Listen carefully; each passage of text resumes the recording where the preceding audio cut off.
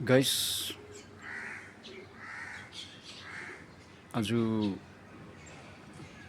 तपाईँलाई यादै छ कतिवटा सिचुएसनहरू मेन कुरा चाहिँ के भन्न चाहन्छु भने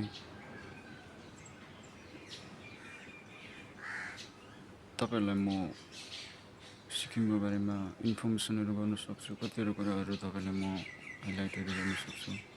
जति मैले जानेको छु म तपाईँलाई बुझाउनेछु अनि तपाईँहरूसँग सेयर गर्छु। र तपाईँले मेरो भिडियोजहरू लाइकहरू गरिदिनुहोस्, कमेन्ट्सहरू गरिदिनुहोस्, सेयरहरू गरिदिनुहोस् गाइस।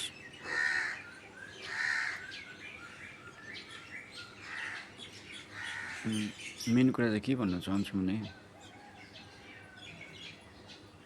कतिवटा सिचुएसनमा हामी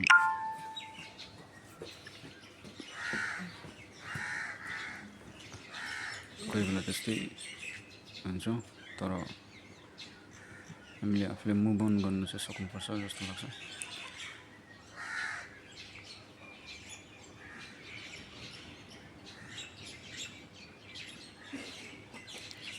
अहिलेको जमानामा धेरैवटा कुराहरू हुन्छ।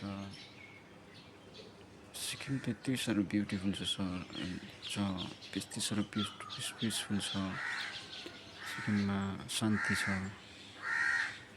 तर फरेनतिर बाहिरतिर साह्रो कोही जग्गा साह्रो डरलाग्दो कुराहरू हुन्छ हो। मिसाइल्सहरू पड्काएर गर्दैछ, एउटा कन्ट्रीबाट अर्को कन्ट्रीमा हिर्काउँदैछ। इरानले पनि मिसाइलहरू बच्चाको देखेकै छ। तर यसरी के भन्न चाहन्छु भने चाहिँ सानसानो वारहरू हुँदै जान्छ।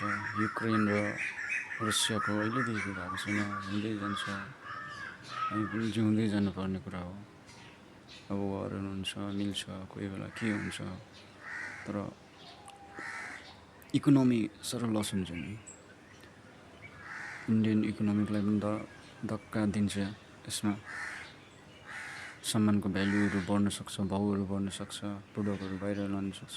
त्यही कारणले चाहिँ इन्डाइरेक्टली पनि लस चाहिँ हुन्छ।